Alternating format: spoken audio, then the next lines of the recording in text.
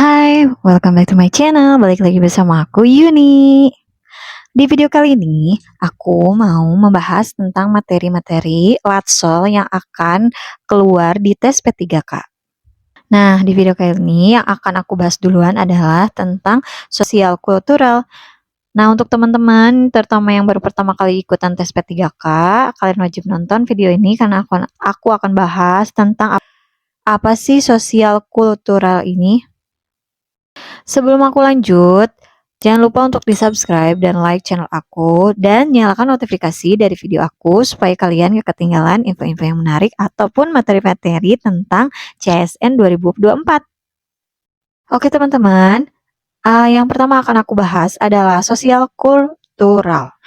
Nah, di sini ada pengertian dari sosial kultural ini. Nah, sebelum kalian mau ikut tes P3K, kalian patut memahami apa sih sosial kultural ini. Di sini aku akan jelaskan ya, apa itu sosial kultural dan beserta contoh-contoh soalnya. Nah, kompetensi sosial kultural adalah pengetahuan, keterampilan, dan sikap atau perilaku yang dapat diamati, diukur, dan dikembangkan terkait dengan pengalaman berinteraksi dengan masyarakat majemuk dalam hal agama, suku, budaya, perilaku, wawasan, kebangsaan, etika, nilai-nilai, moral, emosi, dan prinsip yang harus dipenuhi oleh setiap orang pemegang jabatan untuk memperoleh hasil kerja sesuai dengan peran, fungsi, dan jabatannya. Nah, kalau sosial kultural ini lebih ke perilaku ataupun bentuk-bentuk dari etika, nilai moral, dan emosi prinsip yang kita lakukan kesehariannya di tempat kerja. Nah, memang sebelum kalian masuk untuk mengerjakan latsol-latsol tentang sosial kultural, manajerial, dan wawancara, itu kalian patut banget mengetahui dan memahami apa itu pengertian dari sosial kultural, wawancara manajerial, dan serta gimana sih penataannya atau gimana sih penerapannya ketika di kehidupan sehari-hari, terutama di tempat kerja. Oke, next aku bahas lagi. Ini ada kisi-kisi kompetensi sosial kultural, yaitu kisi-kisi ini tuh harus wajib kalian pahami dan kalian ingat bahwa kisi-kisi dari sosial kultural itu adalah perekat bangsa, sosial budaya, dan anti radikalisme. Aku akan bahas satu-satu ya tentang si kisi-kisi kompetensi sosial kultural ini. Nah, yang pertama aku akan bahas tentang perekat bangsa. Pengertian dari perekat bangsa adalah kemampuan dalam mempromosikan sikap toleransi, keterbukaan, peka terhadap perbedaan individu atau kelompok masyarakat, mampu menjadi perpanjangan tangan pemerintah dalam mempersatukan masyarakat dan membangun hubungan sosial psikologis dengan masyarakat di tengah kemajemukan Indonesia sehingga menciptakan kelekatan yang kuat antar ASN dan para pemangku kepentingan, serta di antara para pemangku kepentingan itu sendiri menjaga, mengembangkan, dan mewujudkan rasa persatuan dan kesatuan dalam kehidupan bermasyarakat, berbangsa, dan bernegara Indonesia. Untuk perekat bangsa ini sendiri, di sini aku punya level deskripsi dan indikator perilaku yang mencontohkan si kisi-kisi perekat bangsa ini. Nah, itu tuh ada level untuk menjawabnya ya. Nah, level 1 itu deskripsinya adalah peka, memahami, dan menerima kemajemukan. Indikator perilakunya yaitu mampu memahami, menerima, peka terhadap perbedaan individu, kelompok masyarakat, terbuka, ingin belajar tentang perbedaan kemajemukan masyarakat, mampu bekerja bersama dengan individu yang berbeda latar belakang dengannya. Nah, ini untuk level 1 ya. Ini boleh kalian hafalkan untuk menjadi kisi-kisi nanti ketika kalian mengerjakan soal sosial kultural. Ada juga ini level 2-nya, deskripsinya adalah aktif mengembangkan sikap saling menghargai, menekankan persamaan dan persatuan. Untuk indikator perilakunya, menampilkan sikap dan perilaku yang peduli akan nilai-nilai keberagaman dan menghargai perbedaan, membangun hubungan baik antar individu dalam organisasi, mitra kerja, pemangku kepentingan, bersikap tenang, mampu mengendalikan emosi, kemarahan, dan frustasi dalam menghadapi pertentangan yang ditimbulkan oleh perbedaan latar belakang agama, kepercayaan suku, gender, sosial, ekonomi, preferensi politik di lingkungan unit kerjanya. Nah, itu tadi untuk level 2-nya lebih ke tindakan ya. Kalau level 1 tuh kayak mampu akan memahami, terus rasa keinginan untuk belajar dan mampu untuk bekerja sama, itu kayak seolah-olah, belum belum ke mencapai keberanian untuk bertindak. Nah, kalau misalkan indikator perilaku ini, itu lebih ke tindakan, kayak seperti menampilkan sikap dan perilaku yang peduli, membangun hubungan baik, bersikap tenang, itu lebih ke menunjukkan sikap ya, tindakan dan sikap. Kalau misalkan untuk yang level 1 tuh lebih ke harus, mampu gitu, harus kita sebagai, ASN itu harus mampu, tapi belum ke sikapnya. Kalau misalkan, untuk level 2 ini lebih ke harus sikap gitu ya, kita bersikap dan bertindak itu harus seperti apa. Oke, next, di sini ada level 3. Level 3 sendiri deskripsinya adalah mempromosikan, mengembangkan sikap toleransi dan persatuan. Indikator perilakunya adalah mempromosikan sikap menghargai perbedaan di antara orang-orang yang mendorong toleransi dan keterbukaan, melakukan pemetaan sosial di masyarakat sehingga dapat memberikan respon yang sesuai dengan budaya yang berlaku, mengidentifikasikan potensi kesalahpahaman yang diakibatkan adanya keberagaman budaya yang ada, menjadi mediator untuk menyelesaikan konflik atau mengurangi dampak negatif dari konflik atau potensi konflik. Kalau untuk level 3 ini lebih ke kita bertindak tapi menyelesaikan masalah gitu.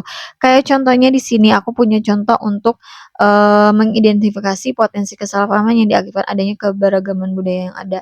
Semisal di satu daerah itu tuh wajib mengadakan acara adat yang bertolak belakang dengan kegiatan agama kita. Nah, untuk mengidentifikasinya, gimana caranya nih kita menghadapi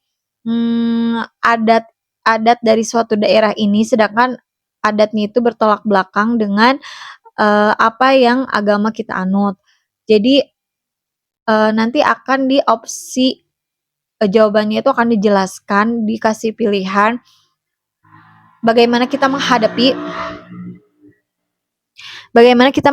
posisi seperti itu gitu. Kalau untuk contoh yang 3.2 ini. Kalau untuk contoh yang 3.3 ini itu kayak semisal ada teman kita yang lagi berantem mempermasalahkan tentang suatu pekerjaan. Nah, boleh kita menjadi mediator untuk mereka berdua agar mereka berdua bisa menyelesaikan masalah tanpa ada keributan atau kesalahpahaman gitu. Nah, untuk lanjut level selanjutnya adalah level 4. Deskripsinya adalah mendayagunakan perbedaan secara konstruktif dan kreatif untuk meningkatkan efektivitas organisasi. Indikator perilakunya itu ada menginisiasi dan merepresentasikan pemerintah di lingkungan kerja dan masyarakat senantiasa menjaga persatuan dan kesatuan dalam keberagaman dan menerima segala bentuk perbedaan dalam kehidupan masyarakat. Mampu mendayagunakan perbedaan latar belakang, agama atau kepercayaan, suku, gender, sosial, ekonomi, referensi politik untuk mencapai kelancaran pencapaian tujuan organisasi. Mampu membuat program yang mengakomodasi perbedaan latar belakang, agama, kepercayaan, suku, gender, sosial, ekonomi, preferensi politik. Ini lebih ke kayak level 1, jadi gimana caranya kita tuh harus mampu dalam daya gunakan, membuat program, tapi lebih ke kayak untuk mendorong mampu menciptakan sesuatu gitu. Kalau yang level 1 hanya mampu kayak menjadi oke, kita mampu untuk bla bla bla, tapi untuk tindakannya sendiri belum tentu kita mampu gitu. Nah, kalau untuk yang level 4 ini lebih ke kayak kita mampu untuk mendayagunakan atau mengadakan suatu program atau sesuatu yang misalnya itu menjadi penyelesaian suatu masalah gitu. Nah, untuk level selanjutnya itu adalah level 5, deskripsinya wakil pemerintah untuk membangun hubungan sosial psikologis. Untuk indikator perilakunya itu ada menjadi wakil pemerintah yang mampu membangun hubungan sosial psikologis dengan masyarakat sehingga menciptakan kelekatan yang kuat antara ASN dan para pemangku kepentingan serta di antara para pemangku kepentingan itu sendiri. Mampu mengkomunikasikan dampak risiko yang teridentifikasi dan merekomendasikan tindakan korektif berdasarkan pertimbangan perbedaan latar belakang, agama atau kepercayaan, suku, gender, sosial ekonomi, referensi politik untuk membangun hubungan jangka panjang. Mampu membuat kebijakan yang mengakomodasi perbedaan latar belakang, agama, kepercayaan, suku, gender, sosial ekonomi, referensi politik yang berdampak positif secara nasional. Kalau untuk level 5 ini lebih ke mengambil keputusan ya, bagaimana cara kan tadi ya untuk sikap bertindaknya itu udah ada di level sebelum level 5 ini. Nah, untuk level 5 ini lebih ke kayak penyelesaian masalah gitu untuk kita tuh cari sesuatu untuk penyelesaian masalah yang sedang kita hadapi gitu. Nah, next itu yang kedua itu ada sosial budaya. Nah, aku jelasin dulu untuk pengertian sosial budaya ini. Menurut KBBI, kata sosial dan budaya memiliki arti berkenan dengan masyarakat, perlu adanya komunikasi dalam usaha menunjang pembangunan ini. Suka memperhatikan kepentingan umum, suka menolong, menderma sebagainya, ia santai dan pula. Untuk budaya, itu adalah pikiran akal budi, adat istiadat, sesuatu mengenai kebudayaan yang sudah berkembang, beradab dan maju, sesuatu yang sudah menjadi kebiasaan dan sukar untuk diubah. Ini aku kasih dulu pengertiannya ya. Nah, untuk peraturannya sendiri itu tahun 2021 dalam Permenpan RB 27 tahun 2021 tentang pengadaan pegawai sipil dijelaskan tentang materi TKP yang akan keluar, salah satunya adalah terkait materi sosial budaya. Memang untuk materi sosial budaya ini atau sosial kultural ini lebih kayak soal TKP yang ada di CPNS gitu ya. Makanya ini tuh kayak mirip-mirip, cuman kalau misalkan CPNS itu kan awal-awal itu bukan tentang teknis ya, soalnya kalau kita P3K yang ikut P3K itu akan awal-awal tuh udah dikasih teknis dan nanti harus ngerjain soal-soal dari sosio-kultural, manajerial dan wawancara ini gitu. Jadi kalau untuk sosio-kultural ini lebih ke deketan mirip-mirip sama soal TKP yang ada di CPNS. Aku lanjut lagi ya, untuk pengertian sosial budaya dengan tujuan mampu beradaptasi dan bekerja sama efektif dalam masyarakat majemuk, terdiri atas beragam agama, suku, budaya, dan sebagainya. Nah, ada 2 poin yang ditekankan pada sosial budaya. Yang pertama beradaptasi, yang kedua bekerja secara efektif dalam masyarakat majemuk terdiri atas beragam agama, suku, budaya, dan sebagainya.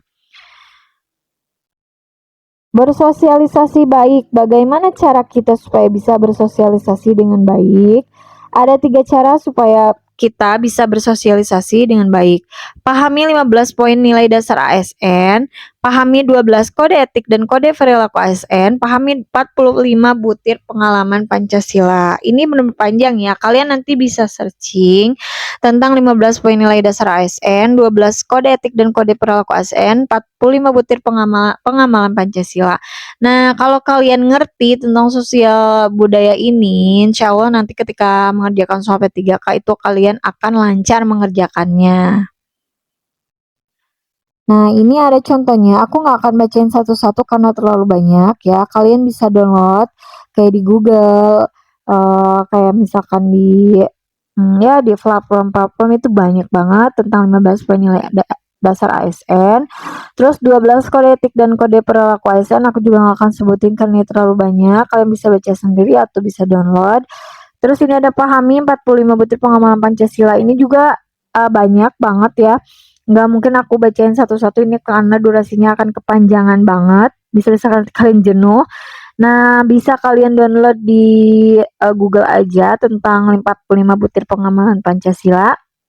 Atau semisal kalian pengen aku kirim materi yang aku bahas ini via email, kalian boleh kirim ke email yuniunastutino01@gmail.com. Nanti aku akan kirim materi yang aku bahas ini, oke? Di sini tuh ada 45 butir pengamalan Pancasila, ada 12 kode etik dan 15 poin nilai dasar ASN. Ini nggak akan aku bacain semuanya karena terlalu banyak ya.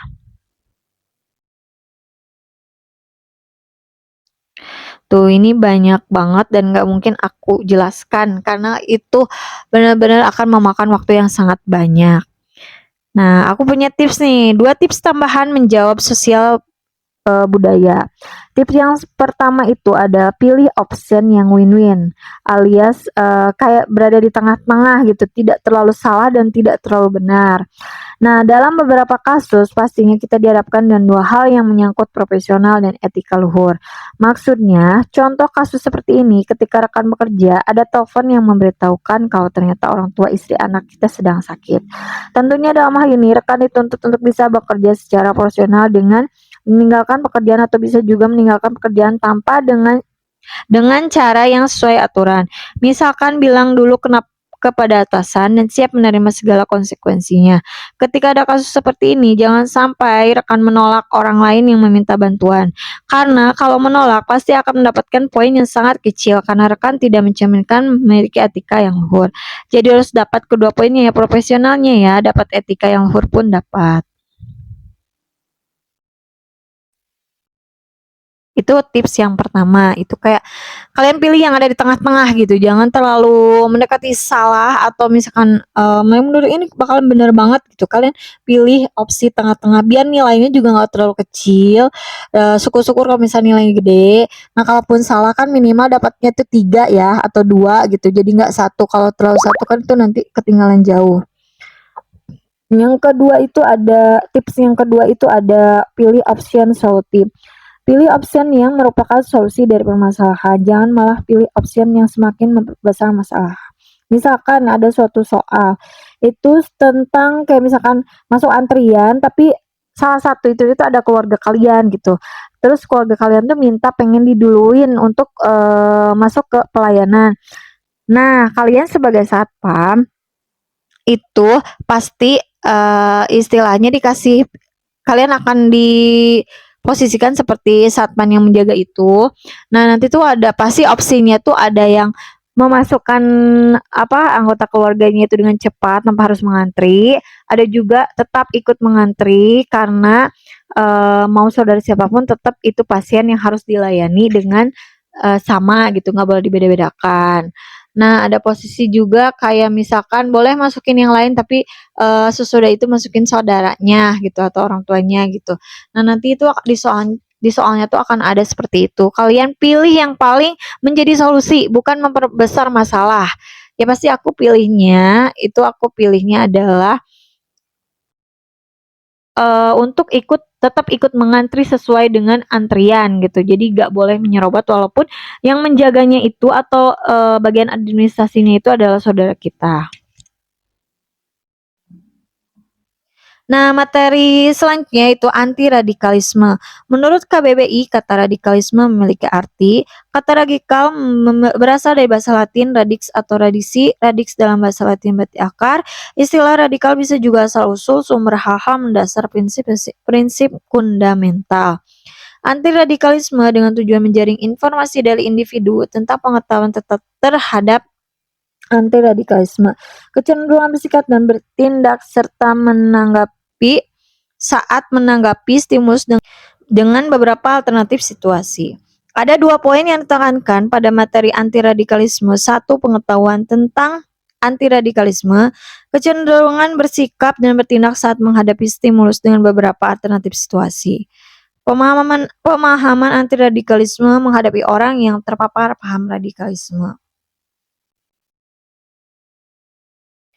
Nah, pengetahuan tentang materi anti radikalisme, urutan-urutan orang terpapar paham radikalisme. Asal mula paham radikalisme adalah adanya sekelompok orang yang mencekal untuk itu berpikir mendasar sampai ke akar-akarnya. Ketika berpikir mendalam, mereka melakukan penyalahgunaan pemikiran. Mereka berpikir sedalam-dalam dan setinggi-tingginya di luar kontrol dan batas sehingga mereka menyimpulkan pemikiran yang mereka miliki adalah pemikiran yang paling benar, sedangkan yang lain adalah memiliki pemikiran yang salah. Bahkan mereka berpikir jika orang lain selain dari golongan mereka memiliki pemikiran yang sesat. Ini tuh kayak ada ya di kasus kemarin untuk kampanye itu waktu dia kampanye untuk pilpres itu ada sebagian orang yang emang menurut aku agak agak terpapar radikalisme karena kayak dia tuh menyeruakan kalau misalkan pilih satu paslon ini kalian insya Allah masuk surga dan lain sebagainya itu kayak udah radikal ya kayak bisa menentukan surga itu ada harus memilih pilpres gitu kan padahal gimana amalan kita gitu. Nah itu menurut aku sih termasuk kayak terpapar radikalisme ya karena kayak membenarkan sesuatu yang emang nggak boleh gitu. Nah, setelah itu terbentuklah paham radikalisme dan jika paham radikalisme tapi diikuti dengan perilaku meneror, perilaku merugikan orang lain, perilaku kekerasan maka akan masuk dalam terorisme. Nah, kalau cuman terpapar kayak ngata-ngatain orang, kayak dia merasa benar gitu, itu kayak cuman terpapar oleh radikalisme aja. Tapi kalau udah sampai ke tindakan membunuh, membom ataupun memanipulasi dan lain sebagainya itu termasuk tindakan teroris. Pemahaman dan pengertian radikalisme. Radikalisme menurut KBBI. Ini kalian bisa baca sendiri. Itu radikalisme adalah paham atau aliran ya. Itu yang lebih tepatnya. Nah, pemahaman dan pengertian terorisme. Terorisme adalah perbuatan yang menggunakan kekerasan atau ancaman kekerasan yang menimbulkan suasana teror atau rasa takut secara meluas dan dapat menimbulkan korban yang bersifat massal dan atau menimbulkan kerusakan atau kehancuran terhadap objek vital yang strategis, lingkungan hidup, fasilitas publik atau fasilitas internasional dan motif ideologi, politik, dan gangguan keamanan. Kekerasan adalah setiap perbuatan penyalahgunaan kekuatan fisik dengan atau tanpa menggunakan sarana secara melawan hukum dan menimbulkan bahaya bagi badan, nyawa, dan kemerdekaan orang, termasuk menjadikan orang pingsan atau tidak berdaya. Ancaman kekerasan adalah setiap perubahan secara melawan hukum berupa ucapan, tulisan, gambar, simbol, dan gerakan tubuh baik dan maupun tanpa menggunakan sarana dalam bentuk elektronik ataupun non-elektronik yang dapat menimbulkan rasa takut terhadap orang dan masyarakat sehingga luas atau secara luas atau mengekang kebebasan hakiki seorang dan masyarakat. Nah, ini mindset radikalisme ya, cara berpikir radikalisme yaitu selalu berpikir pemikiran mereka adalah paling benar, sedangkan yang lain salah. Agama mereka paling benar dan yang lain disalahkan. Merasa paling paham agama, mereka paling berkuasa. Jihad dalam perspektif mereka membolehkan bunuh diri, pembantaian, dan kekerasan. Merasa punya otoritas untuk memaksa orang lain masuk ke dalam alirannya menghakimi orang atau kelompok yang berbeda pandangan dengan mereka dengan cara kekerasan. Mereka berpikir bahwa mereka satu-satunya kelompok yang diberi hidayah sedangkan yang lain salah. Ini banyak terjadi kemarin ya contohnya di kampanye Pilpres itu kalian bisa nilai sendiri pendukung paslon mana itu yang membawa kayak lebih ke mereka tuh terpapar radikalisme gitu. Jadi kalau aku milih ini, yang lain nggak pilih itu kayak yang lain tuh dosa gitu. Nah aku juga sedih sih untuk kemarin pas kampanye itu ada yang bilang kalau nggak pilih ini nggak masuk surga dan lain kayak emang surga itu miliknya yang ngomong gitu. Kayak tahu aja orang itu mau masuk surga atau neraka tuh karena orang gitu. Padahal kan kita nggak tahu ya. Yang membawa kita ke surga atau neraka itu adalah amalan kita. Oke, kita balik ke materi ya. Itu hanya contoh saja gitu orang-orang yang terpapar. Nah ini faktor penyebab radikalisme dan terorisme itu adalah kemiskinan, rendahnya pemahaman Pancasila, rendahnya pemahaman agama, pembeda-bedaan, rendahnya jiwa nasionalisme. Nah emang iya aku lihat contoh-contoh orang-orang yang terpapar radikalisme itu yang katanya imannya kuat dan lain-lain tapi mereka kayak menyetujui kalau misalkan bunuh diri itu adalah jihad gitu ya. Terus kayak menyelakain orang yang tidak sesuai dengan pikiran dia itu atau mencela seorang karena tidak sesuai dengan pemikiran dia itu kayak merasa dia tuh orang yang paling benar gitu. Jadi kalau orang yang tidak memihak dia tuh kayak seakan punya dosa yang besar gitu, yang bisa masuk neraka. Nah, untuk itu juga kan kayak mereka tuh nggak ngerti tentang pemahaman Pancasila seperti apa gitu.